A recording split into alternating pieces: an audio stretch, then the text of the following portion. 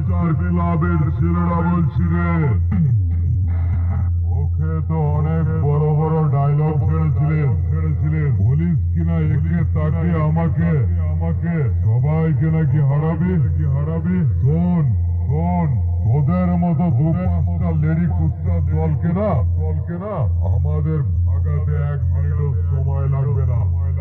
তাই বলছি শোন প্রাণটা নিয়ে কেটে পড়, নইলে সালা তোদের মাথায় এমন মারাত্মক বেসের হিট করবো ফুলসজ্জার ঘাটে উঠতে গেলেও হথর করে কাঁপবি। ওদের পাড়ার কোন দাদারা যেন আমাদের মাতাল বলেছিল, ও বৌদি দাদাকে কিছু বলবে না, আমাদের